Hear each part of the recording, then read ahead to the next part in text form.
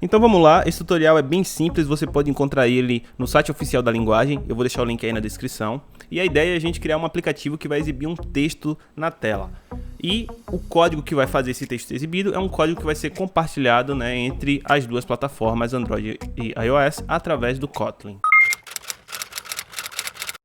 Então você, abrindo a tela aí do tutorial, você vai achar uns links para baixar e ele fala que você pode usar o Android Studio ou IntelliJ IDEA. Eu até cheguei a baixar o IntelliJ Community, mas como eu já tinha Android Studio e também a gente precisava criar um projeto no Android Studio para fazer o negócio executar, eu acabei fazendo tudo no Android Studio mesmo. A ressalva aqui é que a versão do Kotlin tem que ser no mínimo 1.3.50, eu utilizei aqui a 1.3.72.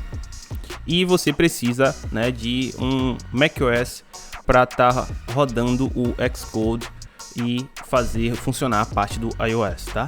Aqui no site do tutorial eles falam que utilizaram o IntelliJ na versão 2019.2, Android Studio na versão 3.4, Kotlin na versão 1.3.50, Xcode na versão 10.3, macOS na versão 10.14. Eu usei tudo diferente. Eu usei o Android Studio na versão 3.6, o Kotlin na versão 1.3.70, o Xcode na versão 11 e o macOS na versão, deixa eu ver aqui, na versão 10.15.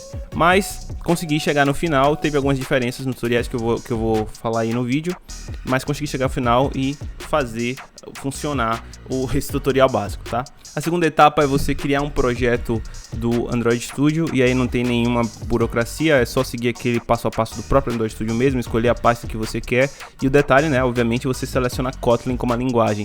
Nesse tutorial eles fizeram o projeto e colocaram no GitHub e eles deixaram até o link onde você pode ir etapa por etapa através das branches, né? Cada etapa é uma branch lá no GitHub e você pode olhar o código fonte do projeto. Bom, e aí depois que você clonou ou criou um projeto do Android Studio e fez executar no seu emulador ou no seu dispositivo, aí começamos a mão na massa em si. Então nessa etapa a gente vai criar um subprojeto, basicamente criar uma pasta na raiz do projeto lá, com o nome shared code e colocar na raiz dessa pasta um arquivo de build.gradle do tipo Kotlin Scripts, a extensão .kts. Inclusive, cuidado, que foi um erro que aconteceu comigo, eu criei esse arquivo pelo terminal e aí na hora de criar as outras classes do Kotlin, né, eu acabei criando com a mesma extensão, KTS, e o correto era para ser KT. Isso me fez perder aí alguns minutos debugando sem entender porque aquilo não estava funcionando e no final era o arquivo com a extensão errada, tá? Então, o único arquivo que você vai botar com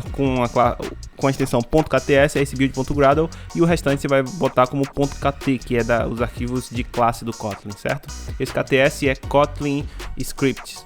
Então, depois de você adicionar essa configuração de build, você vai configurar a estrutura do projeto adicionando algumas pastas dentro dessa pasta shared code. No tutorial ele pede para criar uma pasta source e dentro dela criar 3 outras pastas: Android Man, iOS Man e Common Man. Os nomes já são bem intuitivos, já dá para entender, né, que essa pasta vai conter arquivos que vão rodar em cada plataforma e o Common vai ser onde a gente vai colocar as funções, métodos, classes, tudo que tiver em comum para rodar nas duas plataformas.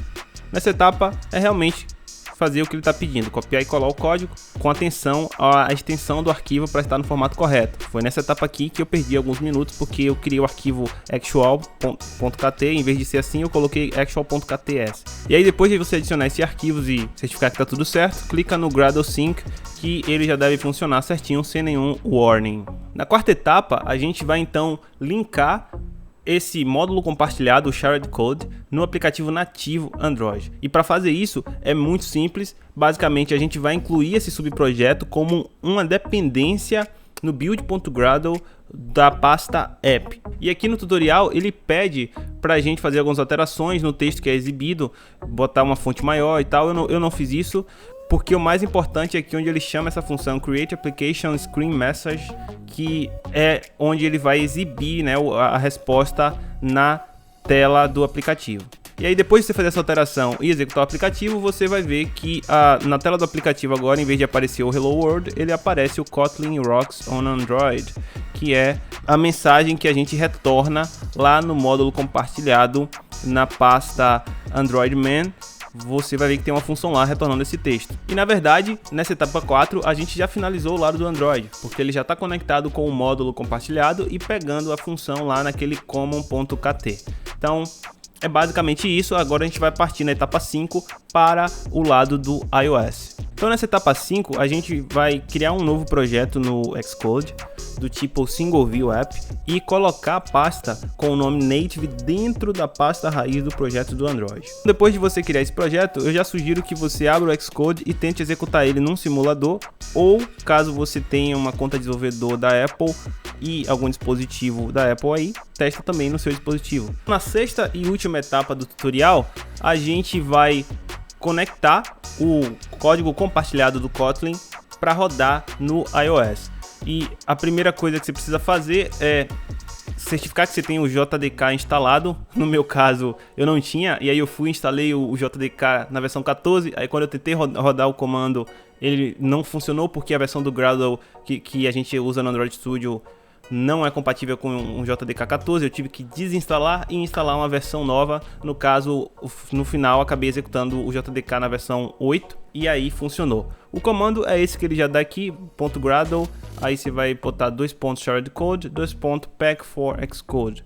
Você pode rodar isso também pela aba de comandos do Gradle no Android Studio, mas eu sugiro executar pelo terminal, eu acho mais prático. Ao executar esse comando, ele vai baixar algumas dependências, extrair e colocar na pasta build dentro dessa pasta shared code. E aí depois que terminou de executar esse comando, a gente vai abrir o projeto no Xcode e adicionar os binários que foram gerados lá na pasta build no projeto. Depois a gente vai também ter que adicionar um script para ser executado toda vez que a gente clicar para fazer a build do projeto no iOS. Então ele já dá lá também o código fonte desse script e explica passo a passo. Basicamente ele vai executar um script do Gradle que prepara o nosso projeto, né, que está lá dentro da pasta common, para ser executado no lado do iOS. Uma ressalva que tem que colocar esse script para ser executado sempre na primeira etapa, né? Tem que arrastar ele lá para o topo para ser executado antes de todo mundo, senão vai começar a quebrar as dependências. E aí, por fim, agora sim a gente pode começar a utilizar as classes, métodos e funções que foram criadas em Kotlin naquela pasta common do lado do iOS.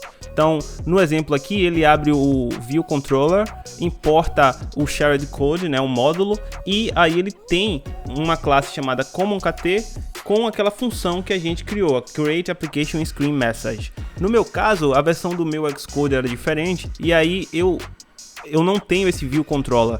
Eu poderia ter criado ele, né? Mas eu não quis. Basicamente eu importei o Shared Code e exibi ele lá dentro do View Content mesmo.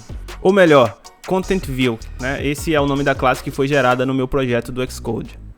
E aqui chegamos ao fim do tutorial. Agora a gente tem os arquivos que foram escritos em Kotlin executando dos dois lados, no Android e no iOS. Então, agora sim eu vou dar minha opinião sobre isso e trazer até mais alguns fatos sobre essa questão de rodar Kotlin e escrever aplicativos para Android e iOS usando o Kotlin.